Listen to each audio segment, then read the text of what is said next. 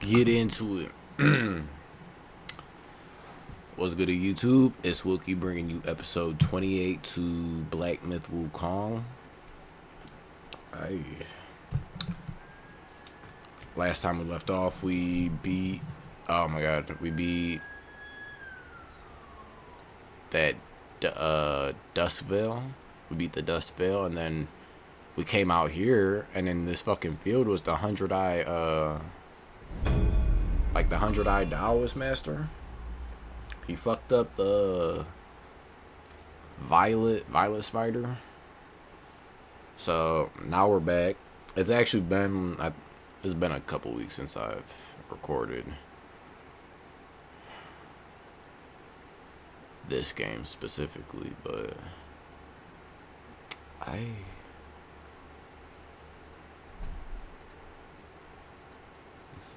we're just gonna get right into it. We're about to fight this motherfucker. Although I do need a warm up.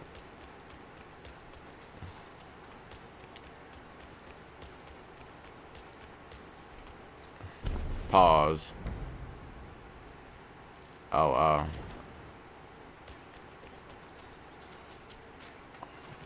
I'm gonna search this area. See what we can find before we go and fight him.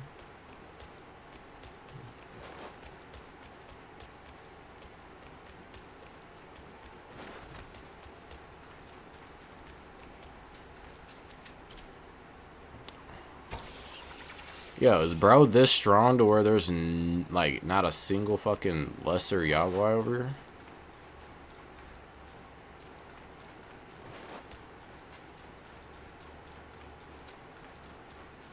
We're gonna go to this other side, check it out. Yo, I also forgot we got this that pin needle that flies around and fucking attacks for us. Here we go. First, I need to check right here. Alright. Hold up, dude.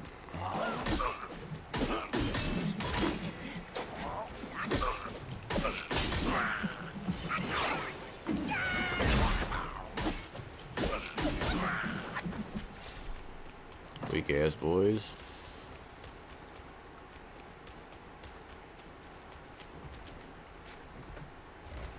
I guess they're recovering a treasure chest.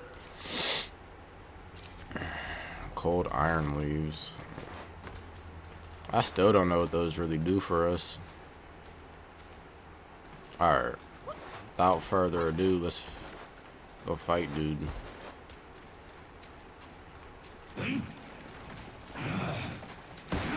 You are seeking your doom just like those girls. A doom that I'm more than pleased to give you. Oh shit.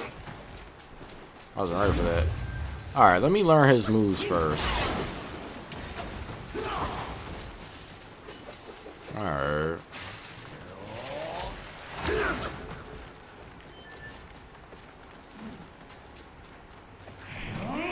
Step closer. There's another strike to bear.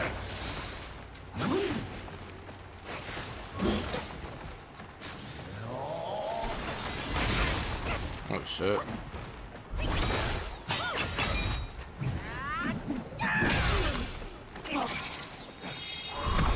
About to get your ass now. The rebels with might find no right to demise.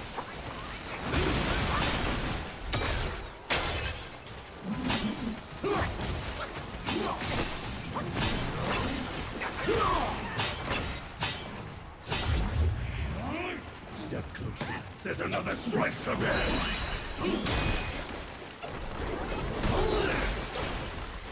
I feel slow right now. Slow as fuck. Oh, I am slow as fuck.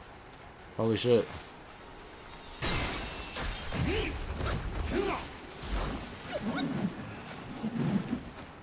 Oh my god. Get his ass.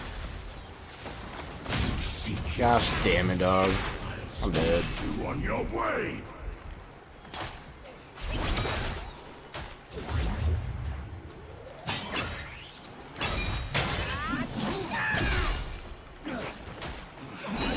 does this one? Okay. I'd rather use this one than that fucking, the little octopus dude we had. Oh, shit.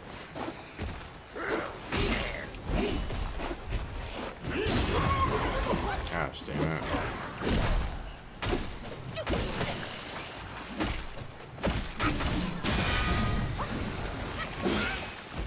Oh my god, no.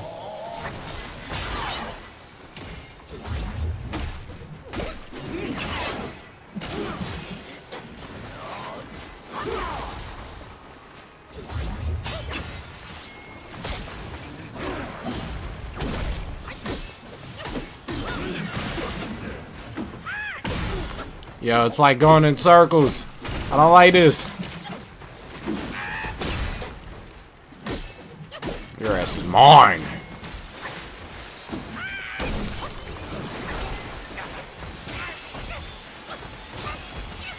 Oh, I shouldn't be in a straight line. Burn that shit. The rebels with might find no rightful demise. Ah.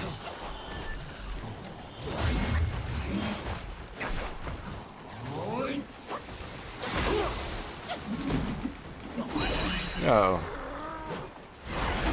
I missed. Go back out. Oh my god. This is not good, yo.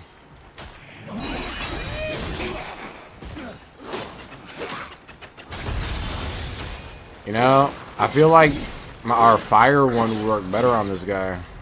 Our fire transformation.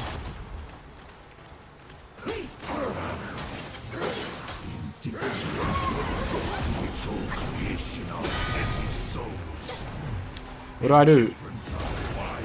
Do I not look at him?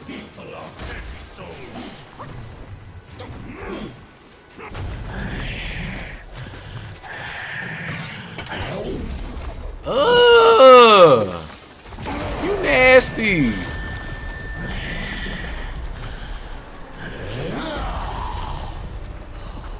Oh, so he's straight hands now. Okay. Oh. I don't have that much mana either. No mana, no stamina.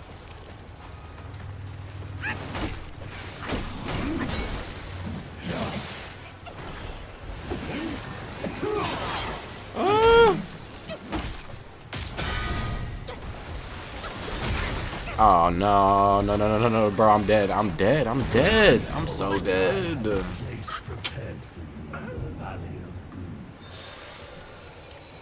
Alright, you weirdo. Whatever the fuck that mean. 100-eyed Daoist Master. From the fog, a light so bright from the fog under his ribs mist spray wide. A light so bright as fire blazing from his 100 eyes. Blah, blah, blah, blah, blah. Alright, so here's what we're gonna do. One, I don't feel like this was working out too well for us. There's no point in using this.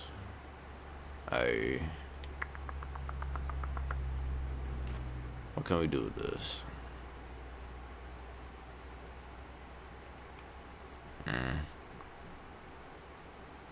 Oh, this may be a good one. It'll keep us away from his ass too. Alright.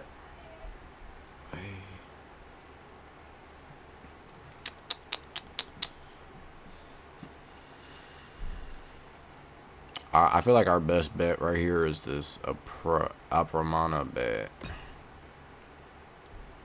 We'll do that, and then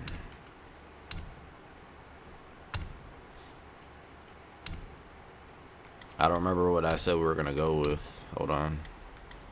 I could upgrade this cloud step. Oh, we're about to get this right here because it's gonna stack and whatnot. Yep.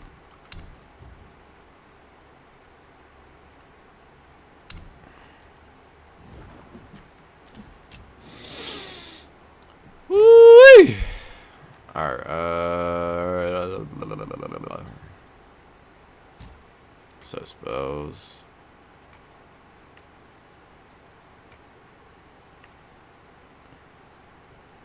feel like this is our best bet.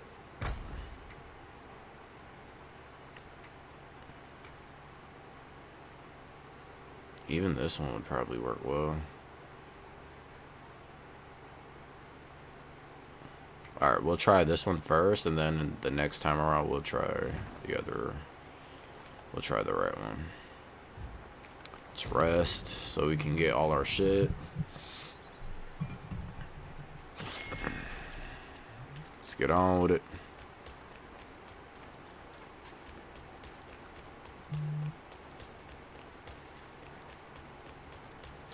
And his health is going to start a little low.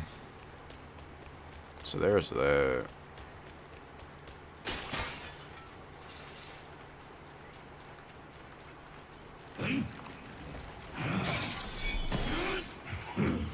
I see.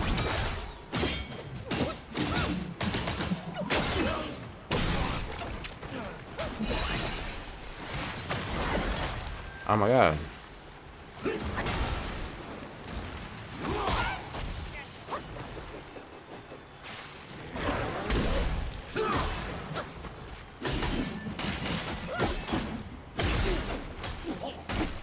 Oh yeah, we're fucking you up this time.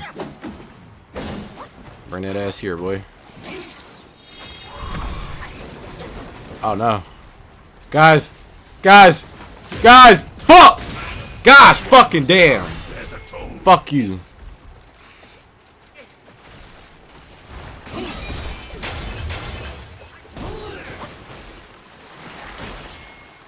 Dog, where is he? I wasted my strand.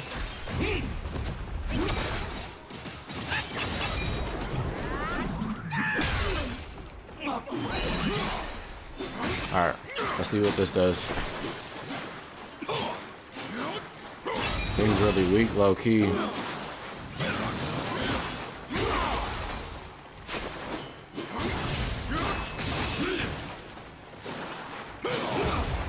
Okay, we got a burn on him. We got a burn on him. We got a burn on him. We're about to fuck his ass up.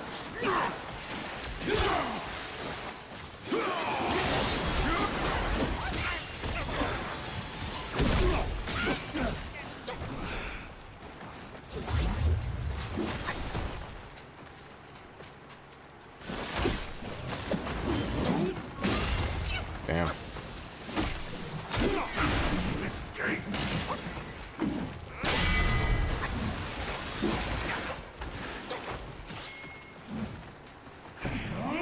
The rebels with might find no rightful demise.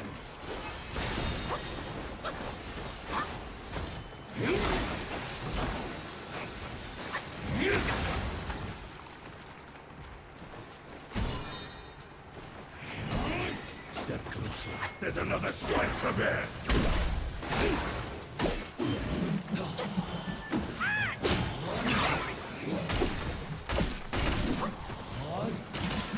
I don't like this fucking circle we're going in, dog. The rebels with might find no rightful demise.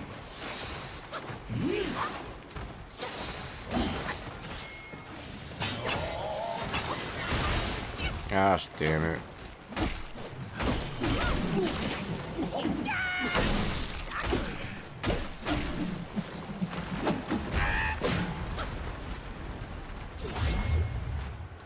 What you going down there for? You about to put that sword in your mouth, you little freak? Escapes the Daoist. Die in the light and the sight of my eyes. Today I will break my destiny, and yours too. Okay. Yeah, you fucking nasty bitch. We're skipping this shit, you weirdo.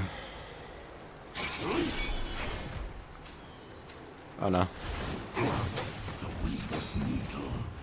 As I recall, the needle was drained of power. Where did you find the new? Yo! Oh! Was that all we needed to do the first time? Oh no. Hold on.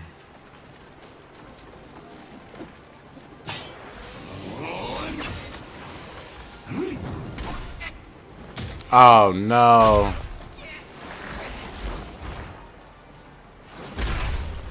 Damn. Fucking body slam my ass. Get up. Why are you getting up so slowly? Holy shit.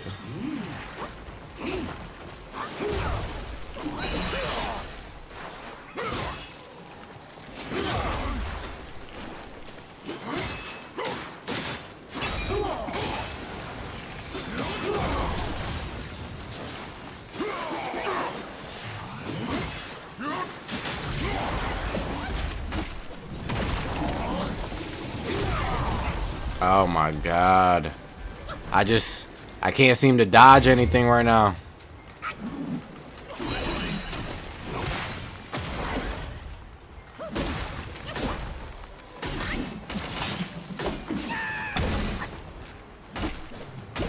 Oh my god. He fucking stopped my shit. Dog. Oh my god, I'm getting too... I'm rushing it. Hey, stay the fuck away from me. Is that a good idea? Should I keep him away from me?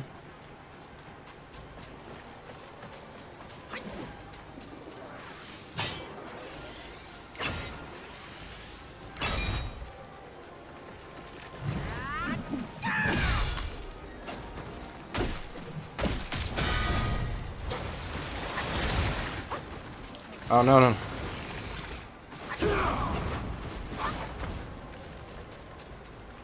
Oh my god. No, no, no, no, no, no. What the fuck is my controller doing? Oh, it's because I have no mana, yo. We gotta rebuild this shit. Oh, I'm fucking dead, dog. Oh, we're dead. I can kill every destined one I find. Fuck you. Hold on. We was right fucking there, dog. Oh my god, we was right there. It's hot as fuck, I'm sweating.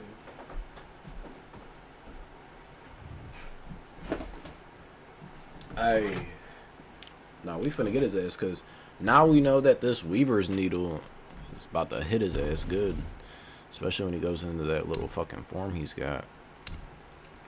I'm fucking with the Opera Mana bat. I'm gonna switch over to the rat. So we're gonna set these spells, come over here. And yeah, we'll do this one.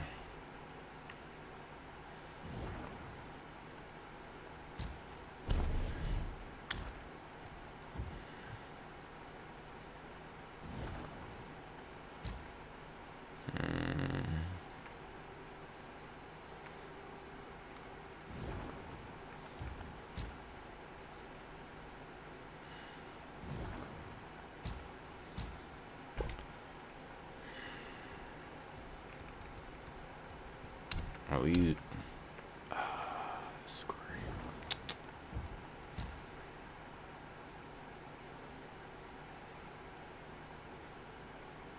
Oh my god, we don't have no withered silkworm. Is there a withered silkworm in this shit? Got 3 of them.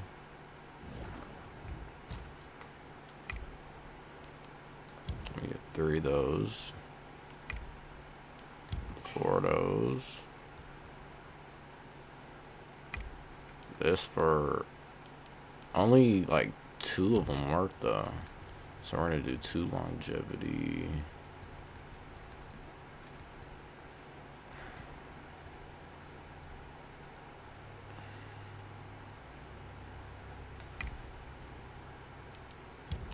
Alright, let's...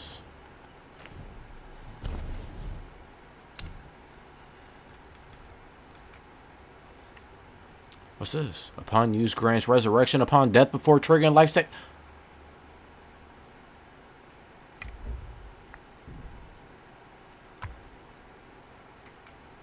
I could have fucking had this one the whole time. Oh my god, guys. Guys, why? Why?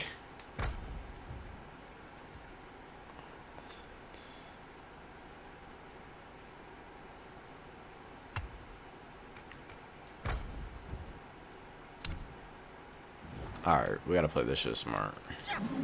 Aww. So, we got this soul remigration pill.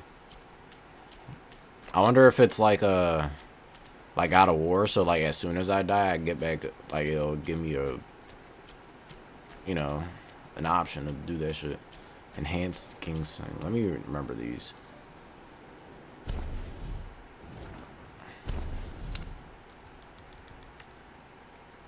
So we got the Essence Decoction, which is the top one. Upon use, considerably increases maximum mana for a long duration. And then Anti-Miasma Powder. Upon use, instantly removes poison state and significantly increases poison resistance for a short duration. That's going to be useful against him. I wish we would have seen this shit earlier, but shoulda, coulda, woulda. We're on to the next. Upon use, instantly grants you a large amount of focus.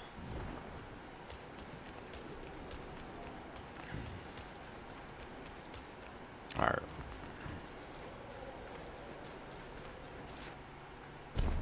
I forgot what this far one was.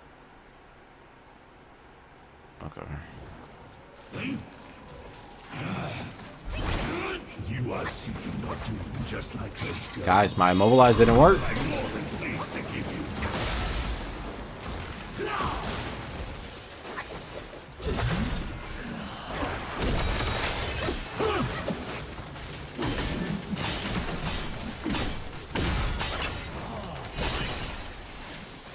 Get his ass.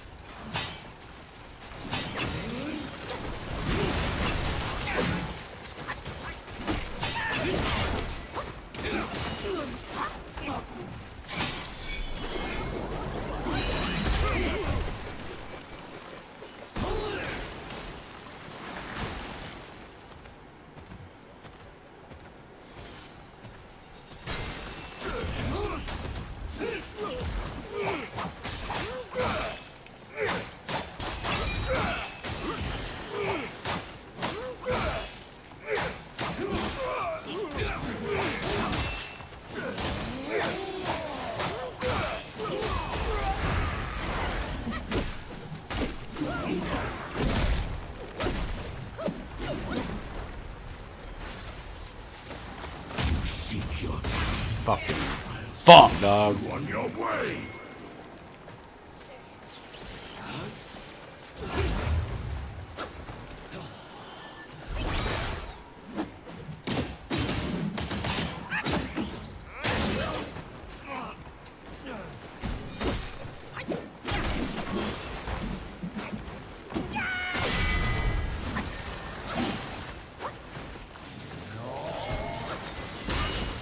Gosh damn it.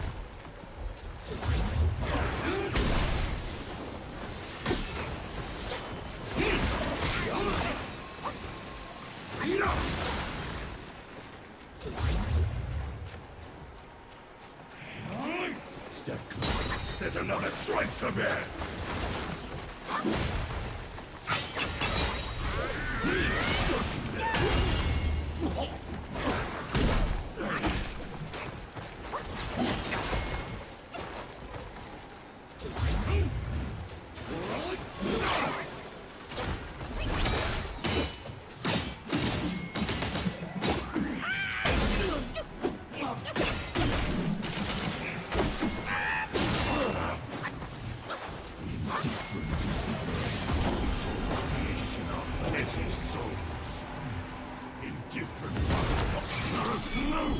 Spare me, Bodhisattva. You'll never make it without that rooster in his mother.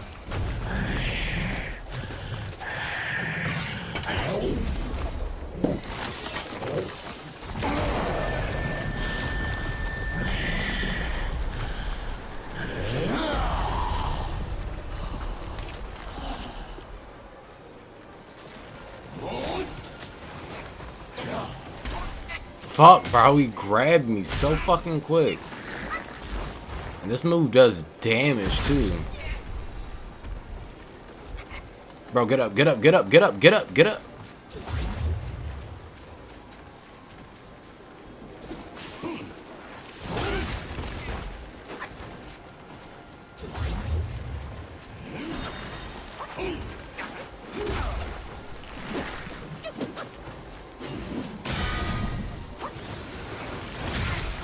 Fuck you, dog.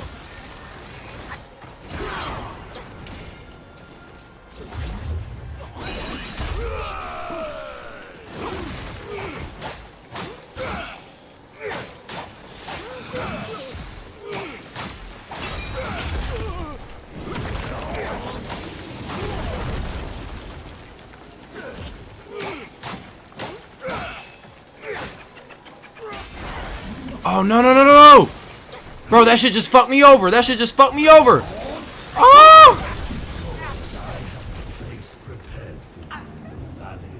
Why isn't my fucking thing? Why didn't it work? That's so fucking stupid. Like, what the fuck's... Hey.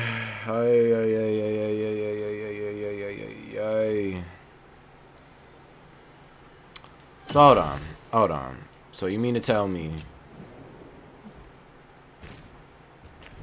Get the fuck out of there.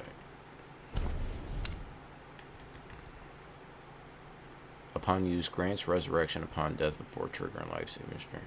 So I have to use this. You know what? I'm gonna use it after we get him down and he gets his fucking sword in his mouth, but that's fucking stupid. Oh my gosh. Alright. Let's go get this punk ass. I see no rival.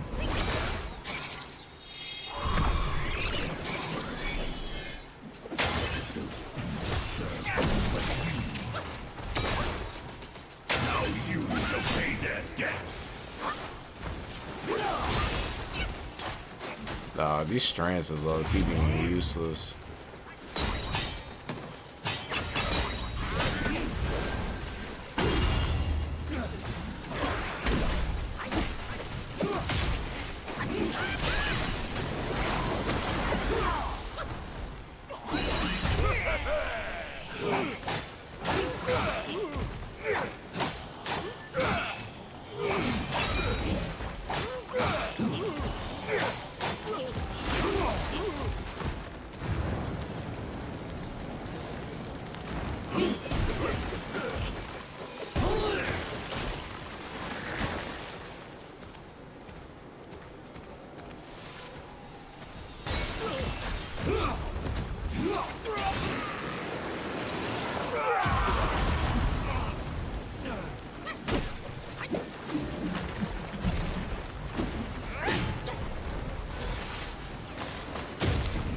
There's no way. There's no way. There's no way. I dodged that shit.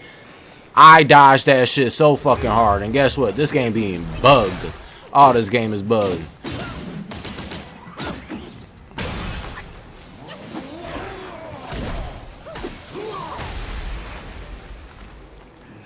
And then he's slowing me down too.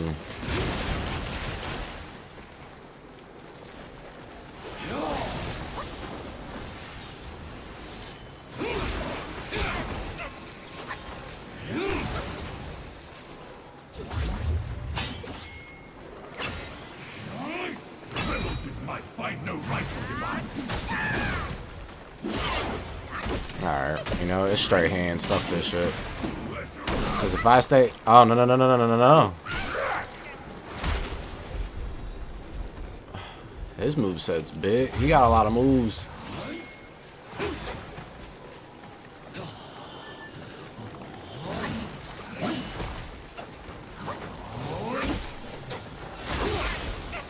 Not good. Step closer. There's another strike to bear.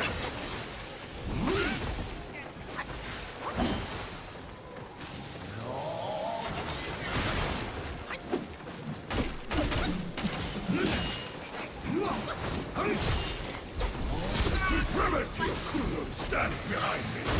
I can give every destined one I find.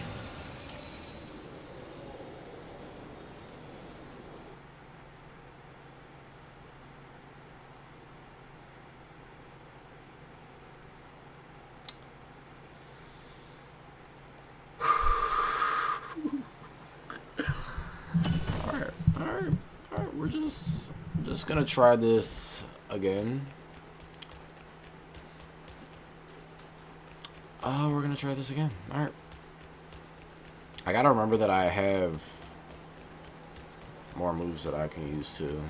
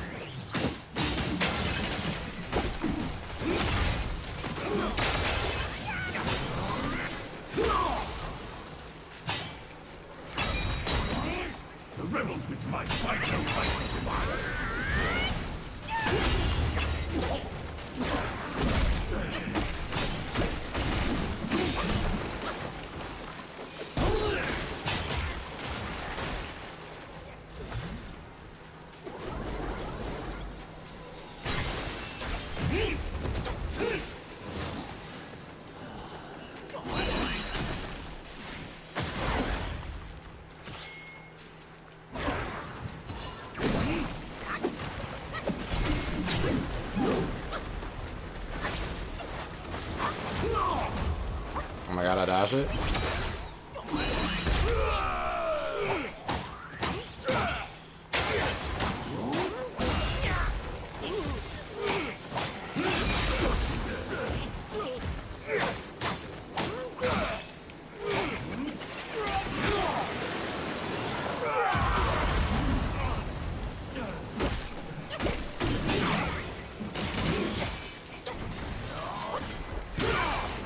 Oh no.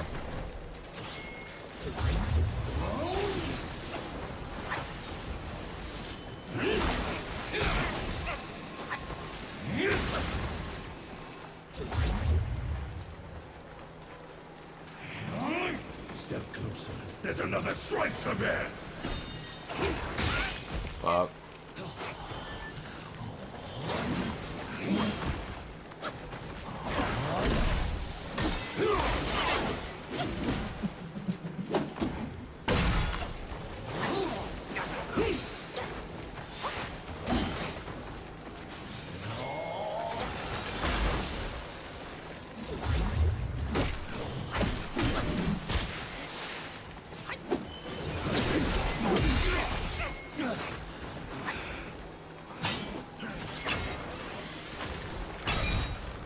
Oh no. Oh no, no, no, no, no, no, no, no, no, no, no, no.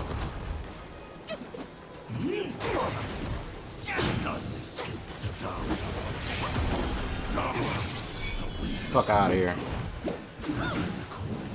Was drained of power. Where did you find a new one?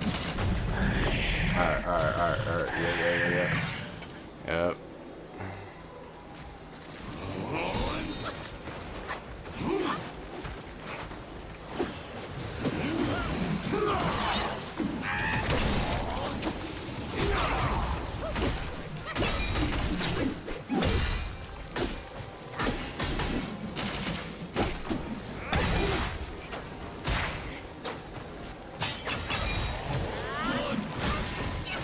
Gosh damn it.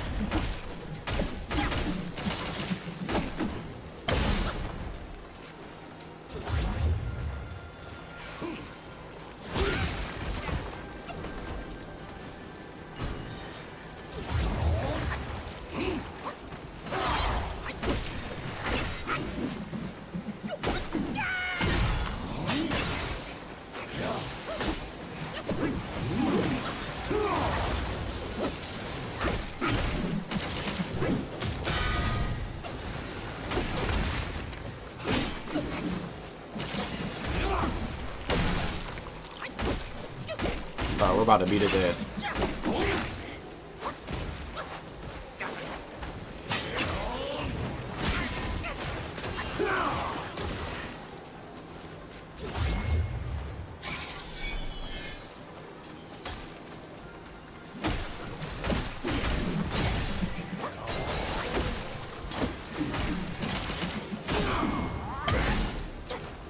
You're dead. Bro, I didn't even need to fucking use it. Ah! Come down, Grandmaster. I need you. Yeah, weak ass. Oh, she came out of nowhere. Y'all was just watching me fight his ass. That's alright. That's alright. That's cool.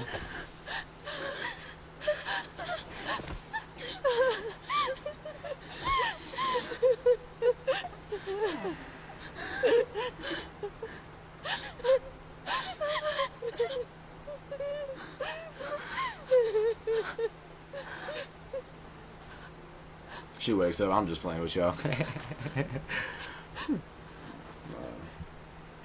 Bajie about to fucking say.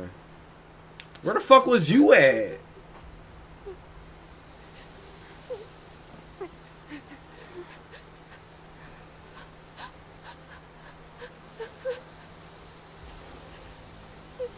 You couldn't have helped me with that fight? You just pop up at the end?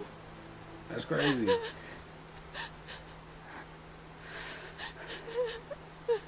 Is she up? You haven't changed a bit. You fool.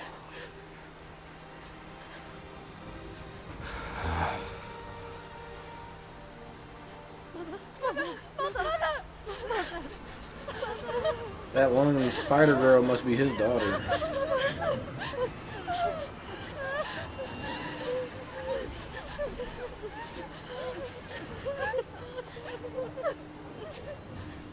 But shit, now I don't know whether that resurrection pill works or not.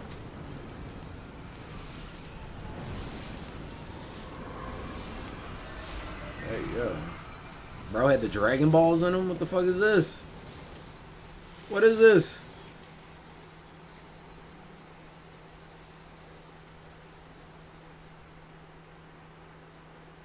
I mean, shit, he was a worthy opponent, though. Fuck. Was whooping our ass. Yo, what the...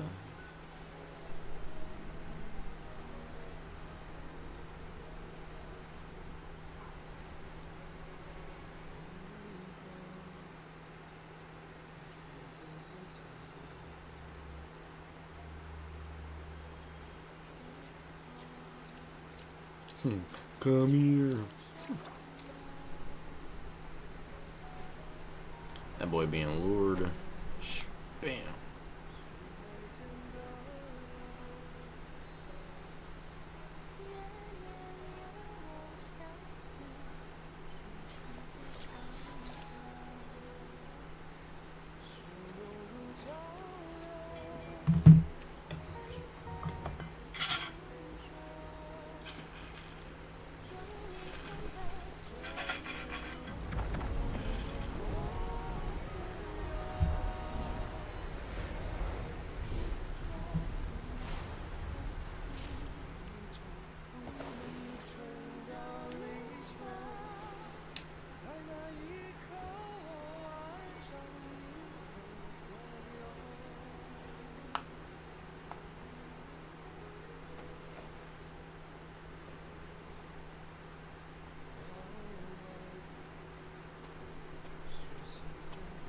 Nah, this boy dead or some shit.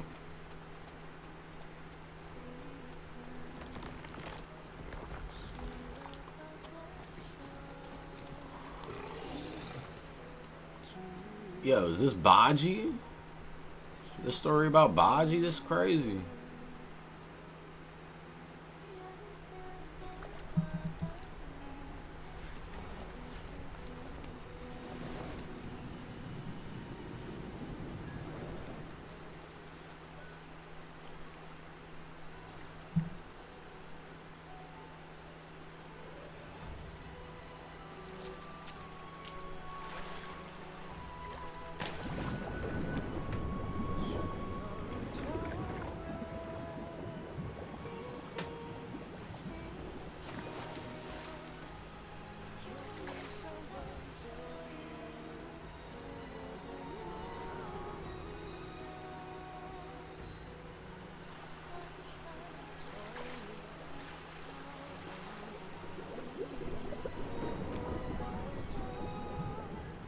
Okay, so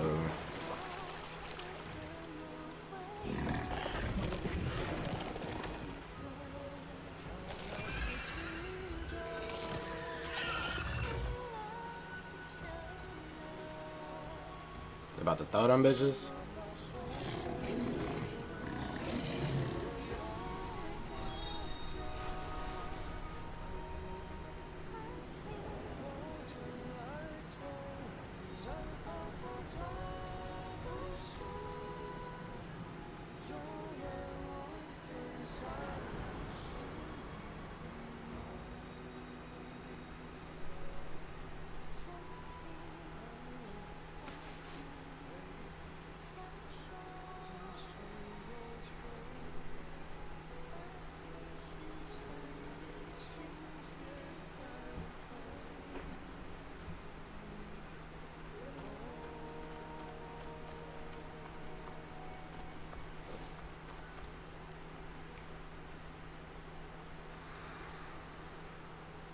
Chapter 4, Rosy Cheeks, Gray Hair concluded. You have grown in strength, but not in wisdom. You've not only hurt Bajie and his darling, but also laid waste to the seal of the High Ones. A grave misdeed. Mortal or immortal, all seek to break from the past and start anew. Yet destiny, like a lover's tongue, speaks one way and means another. Though you may savor it yourself, you can never tell if you truly want it or not. They out here spitting wisdom and shit. New relic obtained, Envious Tongue.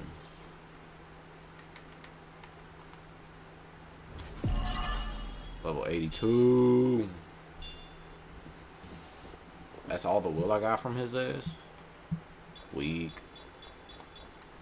What is this? An Eye of the 100-Eyed One, concealed by a golden glow. This can be used in crafting weapons. Cool. Oh my god, we're gonna get new weapons, yo. Ah! Twisted and spun from delicate... Okay, yeah, we know what that is. The ribbon from the celestial shuttle's delicate touch is as light as a cloud and as vibrant as a rainbow. This can be used to craft armor. Yeah, our armor's about to be nice. Piece of steel forged from the unyielding essence of a spine that never bends to the relentless tides of time. This can be used in crafting weapons. Into the earth it burrows, through the sky it pierces. The singular horn of the beetle bestows its kind the ability to thrive anywhere. This can be used in crafting weapons. Alright, sweet. So there's always little stories on this one. Long ago, the many-legged one was subdued by Bodhisattva Pilanpor and locked on Purple Cloud Mountain. Only by a plea from the celestial court was he spared. The immortals dispatch minions to enact their will, while they remain serene, as if playing a game of chess. Pity those pawns. They know full well what they are, yet they cling to false hopes and even take pride in it.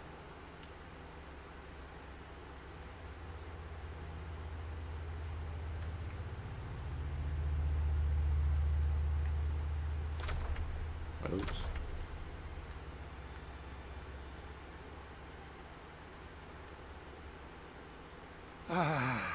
Even the sacred gourmand remains mundane if he clings to the ties of love. He was an admiral of the court, a pig in the mountains, and Bajie in the journey. Yet his nature remains unchanged. So be it. A guileless fool may know less sorrow.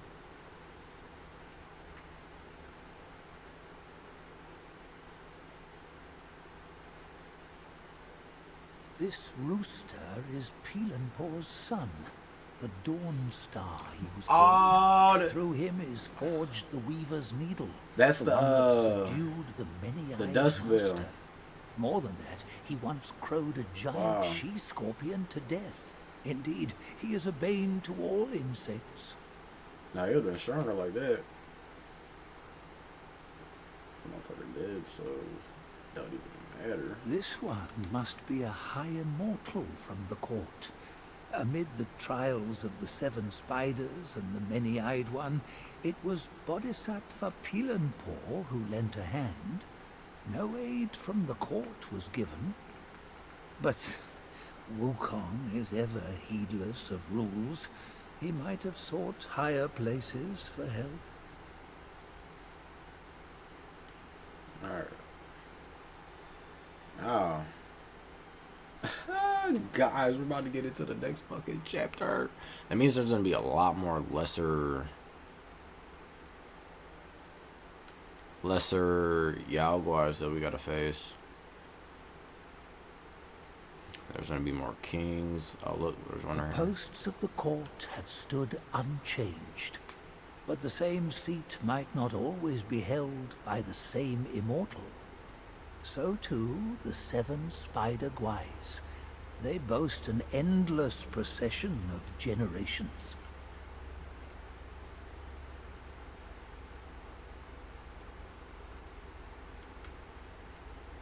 Okay. Should be good now. Alright, yep. On to the next chapter. Yeah, I'm fucking sure. Chapter 5, Golden Child, Crimson Blood. We're probably about to fight a lion this one.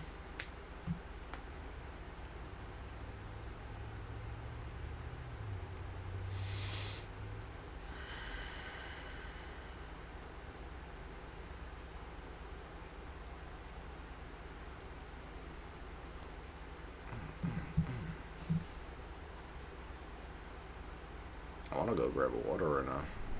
Oh, there we go.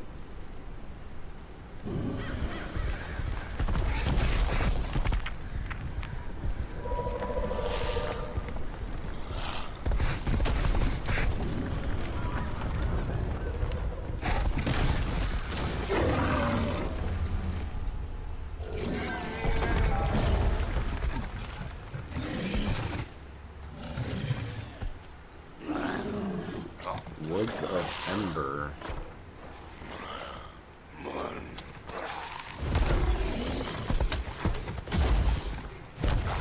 This is definitely Bajie.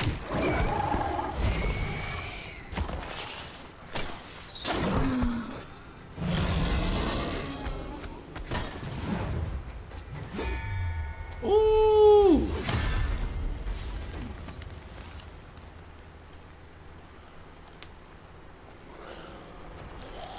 Bring that shit. Alright, surrounded.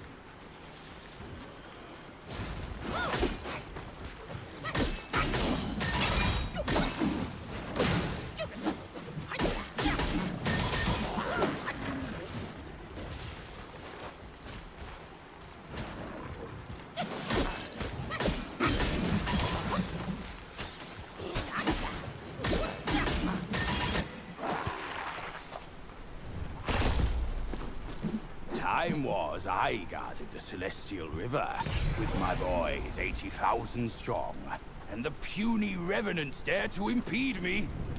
That grand transformation of mine was the only reason you're still standing here. A proper kneel to show gratitude would be appropriate, no?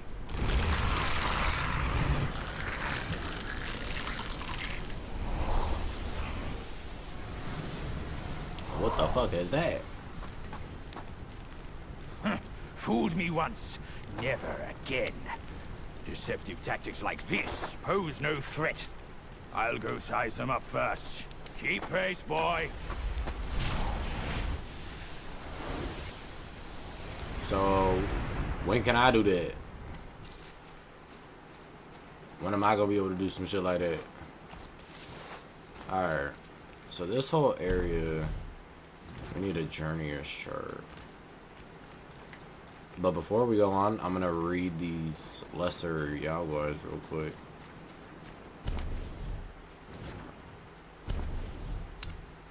Ooh, and we got this relic, so... Envious tongue. To embrace its potency by...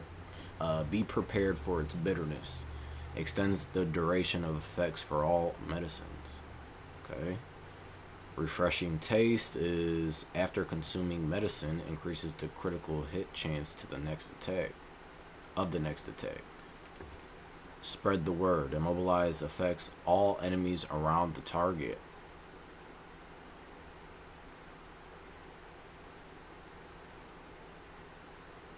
Type shit. I'll fuck with that. Tongue of a connoisseur. Each equipped soak slightly increases the health recovery of the drink.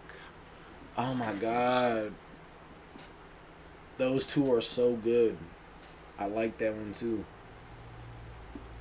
I wish I could have both of them, but I can't, so...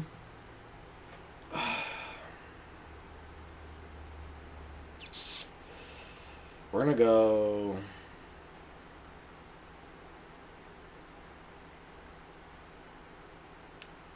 See, I feel like we should go Tongue of a Connoisseur because each equipped soak slightly increases the health recovery of the drink.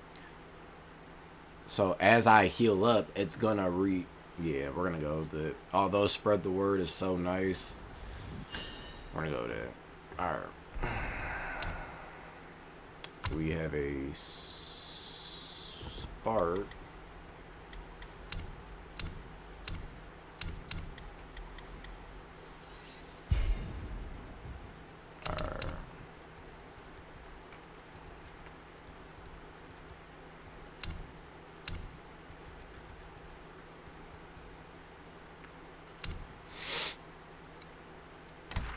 Oh, and we gotta read the 100-eyed Daoist.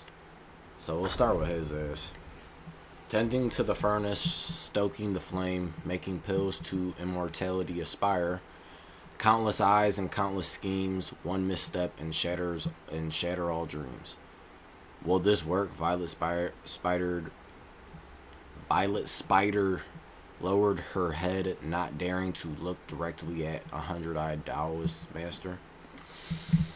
The master handed a needle to the old woman and said softly, "With what the monkey left behind in this vessel mine, you have nothing to worry about.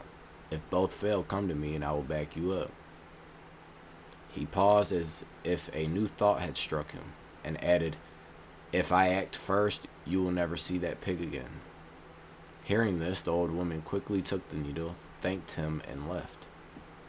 Once the door closed, an immortal with a red scalp and a crane face came in holding a fly whisk.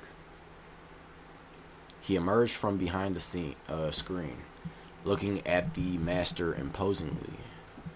The master bowed respectfully and reported, with that pig in our hands, the destined one alone will not cause any trouble. The crane immortal remained non-committal and sighed. Your little schemes are all under His Majesty's watchful eyes. He hasn't intervened out of respect for Her Majesty. The master chuckled dryly and replied, Her Majesty's words, they've taken too much profit. This time our principal and interest must be taken back. Then Crane Immortal flicked his fly whisk as if shooting away flies and said leisurely, "Once it's done, you leave, but they still have to stay." No expression could be seen on the master's face as he bowed deeply to the immortal. Fuck yeah, there's more. These motherfuckers are just strong. Who's the chief we didn't read?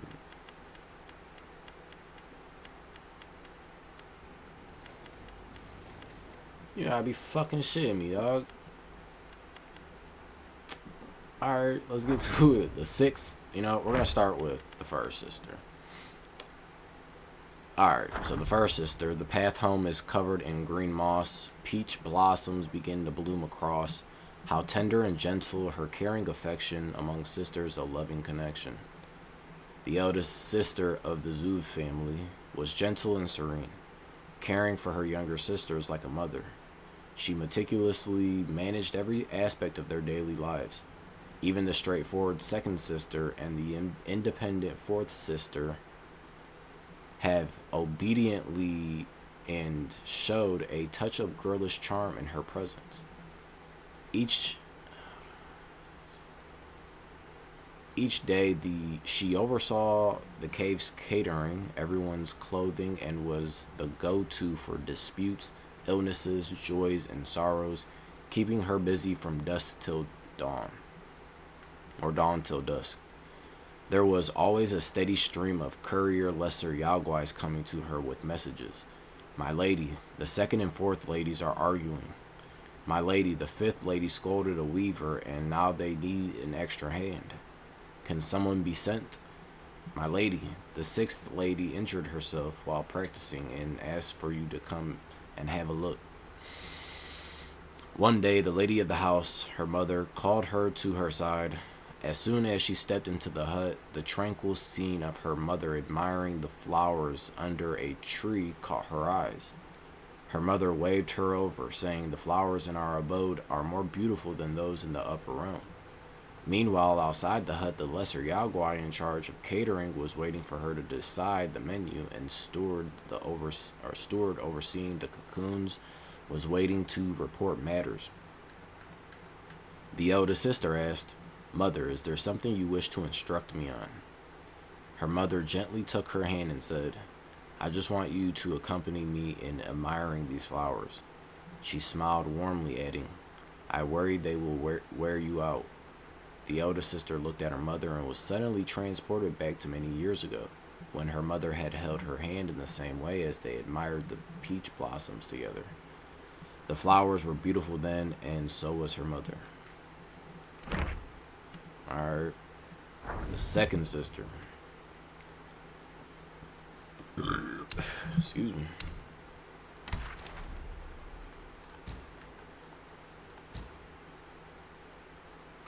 Yeah, come on. There we go.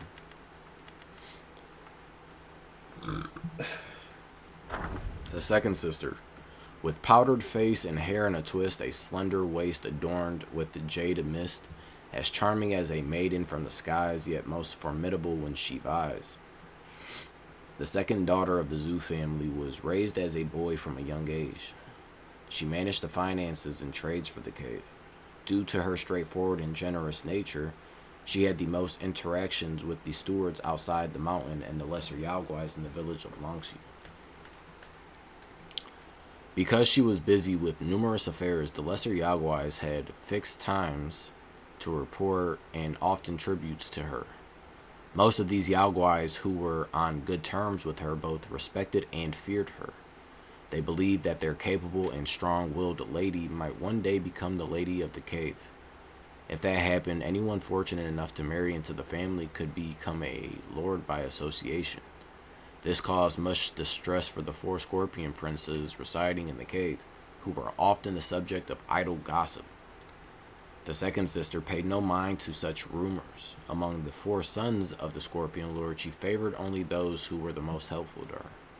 A few days ago, she had acquired a celestial vine seed from somewhere and planted it in her private courtyard within the cave, assigning the eldest Scorpion Prince to guard it. The eldest Scorpion Prince, delighted, assumed this meant the second sister had feelings for him. One day he approached the hundred-eyed Daoist Master asking for help in matchmaking. The master laughed and shook his head, saying that a woman with such a strong will would only look down on him more if he saw someone else's help in proposing. He advised the prince to come up with a plan on his own. After returning to the cave, the eldest Scorpion Prince circled the celestial vine repeatedly, but he still hadn't figured out a way to win her heart. Bro, you should have just went for it, fuck. The third sister. In seclusion for 100 springs, truth and falsehood the mountain brings. Rosy face turn into gray hair. Love stories seldom end fair. The third daughter of the Zhu family, graceful in demeanor and gentle in nature, loved reading and writing. Observing that her younger sisters were still naive and her two elder sisters were extremely busy, she focused on the needlework and became the best weaver in the family. The fabric shop run by the second sister outside used weaving patterns designed by the third sister. The weavers in the cave were also trained by her. Due to her gentle and kind-hearted nature, she often found it difficult to command the Yaoguais. Thus, the fifth sister became her best assistant. While the third sister taught with the weaving patterns in hand, the fifth sister followed with a punishing rule. If any weaver was particularly unruly, the straightforward fifth sister would report them to the second sister, who would then seal the offender in a cocoon to be used as food. Yikes. Because the eldest and second sisters were often preoccupied with various affairs, the fifth sister had been following the third sister since childhood. The third sister was very quiet, so the fifth sister became her lively counterpart. The two sisters bickered and quarreled, but it made the days pass more easily.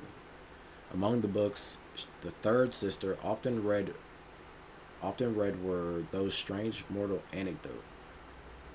She always found them fascinating and longed to experience these romantic scenes depicted. However, she was too wise to fall for any romantic scholar, knowing that most Yaoguais in those stories met tragic ends.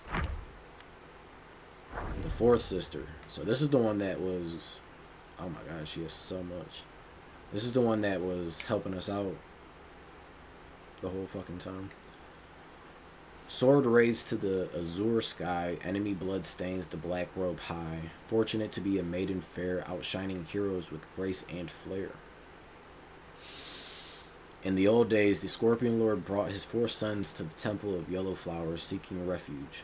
The 100-eyed Daoist Master, coveting the power of his venom, promised to arrange marriages between the young Spider Yaoguais and the Scorpion Princes. Hence, he called forth Violet Spider and 4 of her daughters to meet them. Once everyone was seated, the Daoist Master asked the princes to introduce themselves one by one. The eldest prince stood up, thumping his chest, and declared, "My skills were personally taught by my father. Among my brothers, I am the best bachelor. If all the sisters wish to marry me, don't let it cause any discord."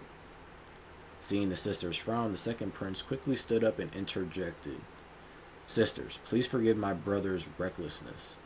Strong as he is, which I admit, I am no less capable. If you choose me as your husband, I will expand our domain and make it prosperous." The Daoist Master was displeased by the second prince's ambition, and the sisters too remained non-committal. Turning their gaze to the third Scorpion son, feeling the pressure of their stares, he reluctantly said, "My brothers are all skilled, and my younger brother is also exceptional. Sister, please consider carefully before making a choice." The fourth prince, disdainful of his third brother's lack of confidence, said, "My third brother is a bit awkward in temperament. I hope you don't mind, although I am younger, my future is promising. Choosing me is choosing the future." After hearing their self-introductions, the Daoist Master asked the 4 daughters of the Zhu family to express their opinions one by one. The eldest sister spoke gently. "With many sisters to look after and our mother's illness, I cannot lay down this burden and let my sisters suffer. My marriage can wait a few more years." The Scorpions shook their heads, expressing regret. The second sister laughed coquettishly and said, "I am busy managing the family business alone with many financial gaps to fill.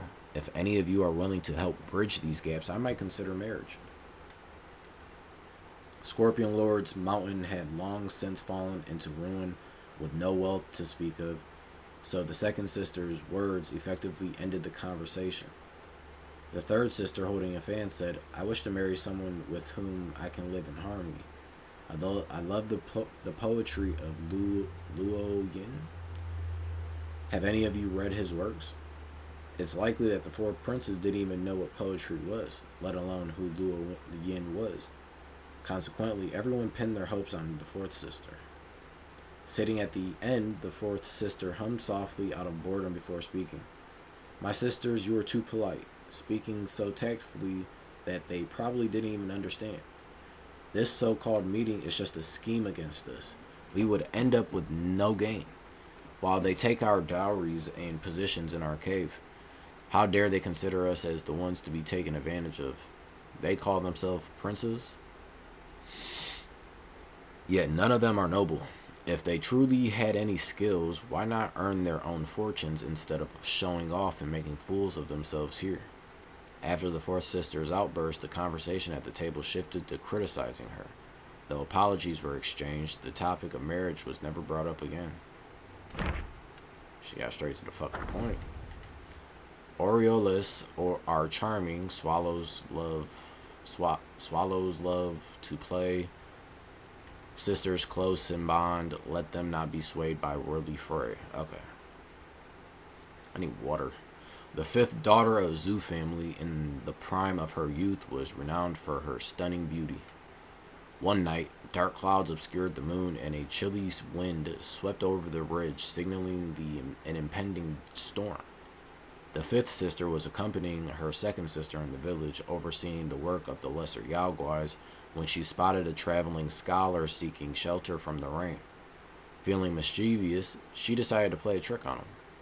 The scholar, being somewhat naive, was worried about his bookcase getting soaked and rushed into the deserted village without noticing the Yaoguais.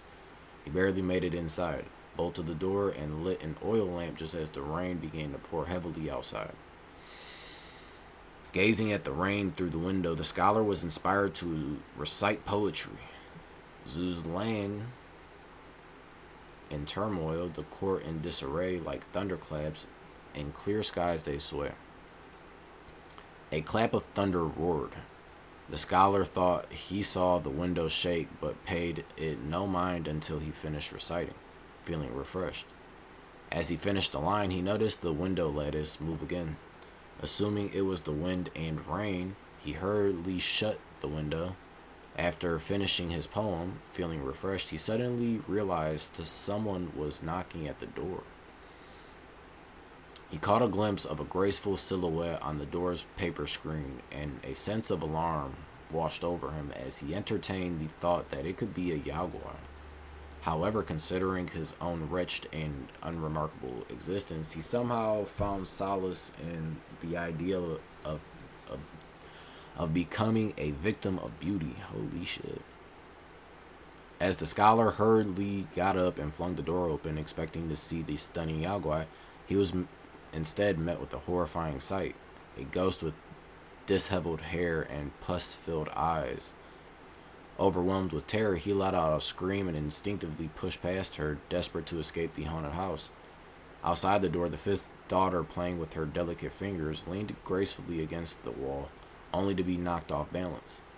Angrily, she walked into the house, cursing the scholar for his rudeness, and happened to see an old bronze mirror on the desk. Picking it up, she found out that the storm had washed away her makeup, leaving her face a patchwork of colors, and with her wet hair covering it, she looked truly frightening. Even she couldn't help but laugh.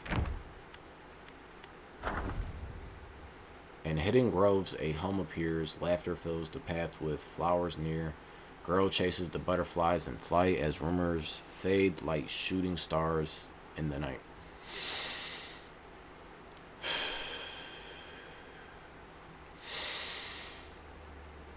In the webbed hollow, there were no children of the same age as the sixth sister. She usually spent her time with her elder sisters, who were all very nice to her. Only the fourth sister would strictly supervise her training. Sometimes when she trained diligently, the fourth sister would take her to the mountaintop to gaze at the scenery outside and tell her stories about the world beyond the mountains. Although she enjoyed following her fourth sister, the fourth sister often went into the mountains to investigate secrets unknown to her. Claiming it was dangerous, she refused to take her along, which left the sixth sister bored. One day, a flower viewing banquet was held in the mountains, and the lesser Yaoguais from Mount Wushan came to deliver gifts. As usual, after completing their task, they were invited to stay and drinks. The elder sisters were busy entertaining guests and taking care of their mother, so the sixth sister wandered off on her own.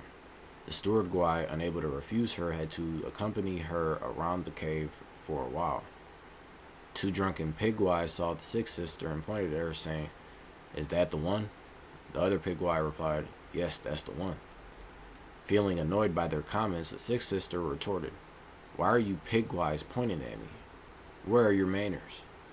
What did you mean for this and that?" The steward Guai tried to signal the pig Guais to shut up, but they continued. "Little girl, let us tell you a secret that everyone knows but you." The steward Guai quickly tried to intervene, but the sixth sister earnestly said, "Go ahead."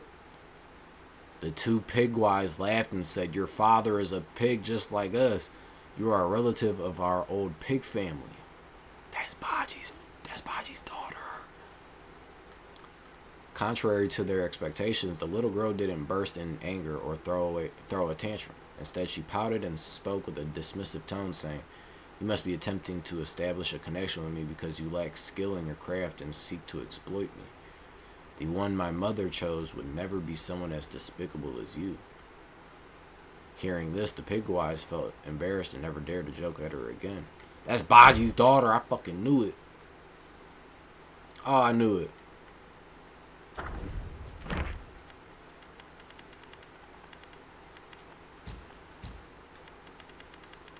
So this is out of 71 now, I think. If I've seen it correctly. No, it's not. No, it's not. Hold on. It's out of 86. Holy shit. We just... Alright. Revenant stalwart. Endless toil, no rest in view. Joy of nature, never ours to pursue. Serving others in vain we strive. Lamenting years, centuries alive. The stalwarts summoned from the underworld by the keeper were the lowest ranking soldiers back there, with their daily duties to maintain the flow of the underworld. Being sent to the mortal realm was akin to the days of rest a break from their relentless toil. One day, as they patrolled flaming mountains, 4 stalwarts shared their stories. One pointed to Furnace Valley and remarked, "This lava here makes me think of my tasks back underground. Those who committed arson in life are sentenced to embrace searing hot copper pillars naked in our copper debt. We had to fuel the fire and scrape off burnt flesh once and again. If we had a firefall like it here, it would surely make things easier." Another added, "True, and those who broke families in life go to our iron depth. We plant an edge of the blade tree into their back and hang them on the tree. Ooh, shit. Our endless days are spent sharpening the blades and trimming the trees. Sometimes the blades cut through their flesh and they fall with wounds wide open. Ugh. That's when we stitch them up, carrying them from the ground and hang them on the blade again. A giant iron ball like the one ahead would make the job much simpler." The third one chimed in, "You have it easy. Those who torture animals go to our bull depth. There, they are trampled and gored by lava bulls. We must tend the bulls, fit them with iron hooves, and sharpen their horns. The crushed corpses must be dug out occasionally, lest they clog the path of the bulls. A flaming cart would be a much better solution." The last stalwart, gazing at the landscape of flaming mountains, exclaimed, "This place is better than any of our depths. Don't you see? This is the best depth with state-of-the-art torturing tools. I am now living in my dream." Hearing this, all his companions spat in disdain and left. Revenant Archer. He who brings tales of fault and blame is often caught in the very same game. Trust not the one who seems most fair, and in their goodness be aware.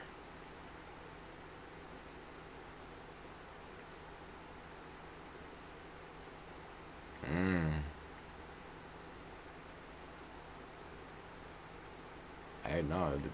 Fuck. Fuck. In the southern camp of the kingdom of Ueto, or Uetuo, near the western side of the Flaming Mountains, a cook in the army was tasked with delivering food to the soldiers each and every day. During his routine, he often noticed a shadowy figure trailing him.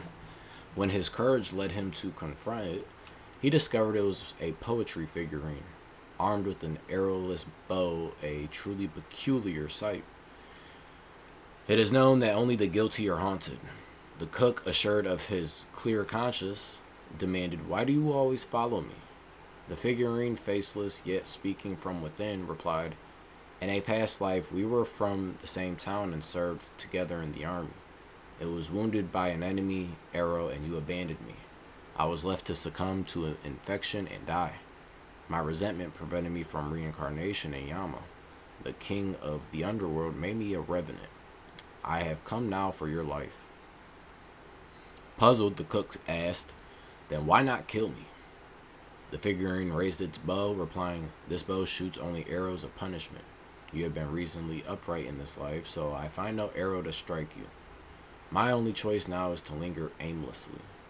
The cook asked if there was anything he could do to stop its wandering, but the figurine spat back, "It was your fault. You should atone, not help me. Your debt will clear once you've recited Buddha's name for me 10,000 times and kneeled to each. Then I may find peace."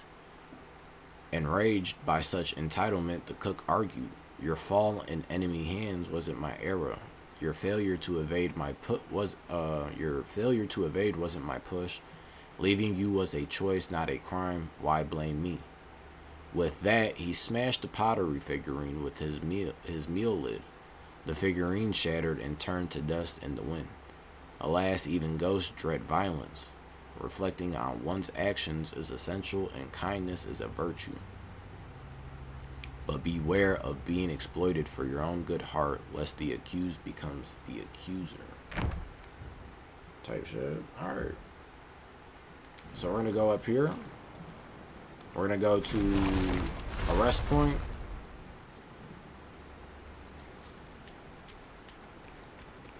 Gosh damn it. I'm not reading this one.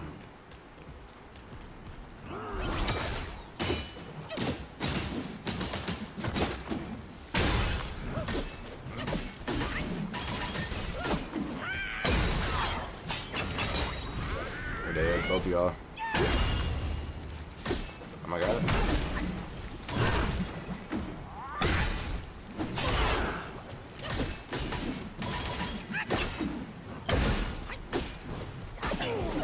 Yeah, we'll read his shit next time. I'll write this shit down.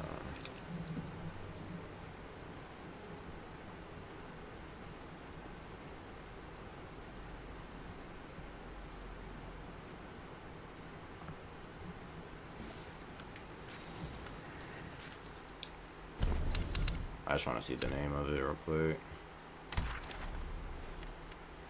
Lava Bolt Revenant.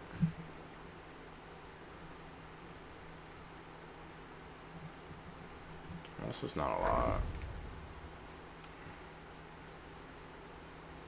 Fuck it, we reading it. High and mighty in the finest attire, yet a twist of fate from life to mire. The underworld trials are no mere lore. They know it all when they see your core. In the kingdom of pure joy, there was an official of high standing, a skeptic of spirits and deities. His path to power was paved with the lives of many. As age and illness beset him, he found himself bedridden. In a feverish sleep, he dreamt of two bull-headed guys emerging from blazing flames. Standing upright in armor, they declared they were to take him to the underworld for a trial and urged him to settle his affairs with the living.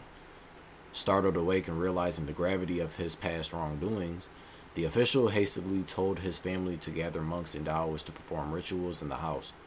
He dispelled his wealth through acts of charity, feeding the poor, donating to temples, and gilding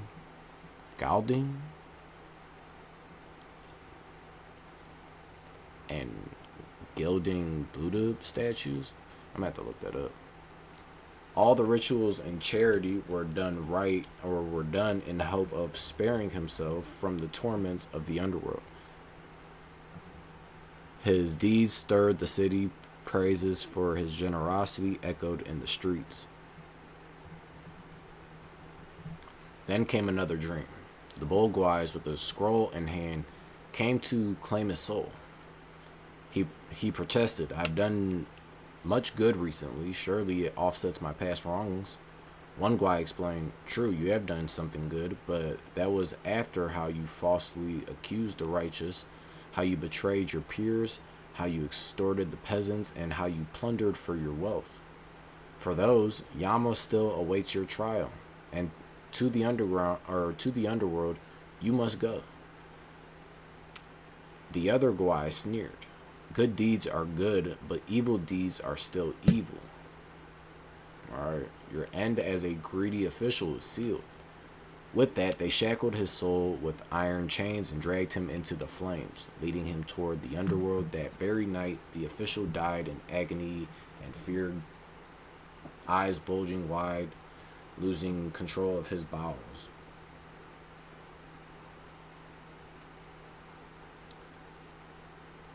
Gilding is a decorative technique used to apply a thin coating of gold or other metals like silver to a furnace or to a surface, often to create a lustrous or ornate finish. Huh. Alright, well shit. Damn. I'm just over here thinking like the 100-eye Dao was the strongest fuck, and like they're just gonna start getting stronger. We're gonna have to end up fighting an immortal. Oh my god. Massively reduces the continuous damage received from poison state. Significantly increases attack while suffering poison state. Oh yeah. That should go hard. Yep, craft. Yep.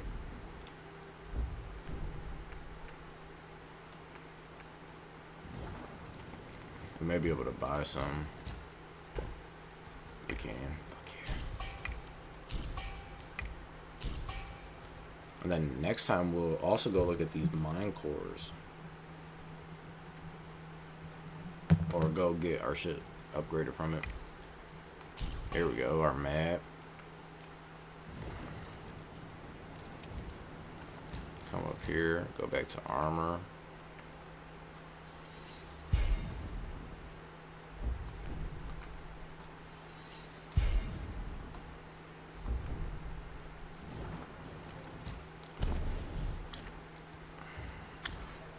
Hey, it's not what I want to do. Alright. Now, oh shit, I hope y'all enjoyed. If you did, make sure you leave a, hold on. Make sure we did. Alright, yeah. I hope y'all enjoyed. If you did, make sure you hit that like button, you hit the subscribe button, and you hit the notifications bell so you know when I'm posting. Man, let's get these subs up. Let's go. Like, let's fucking go. Come on. What is y'all doing? Leave a comment down below. I'm excited to see what we get into next time.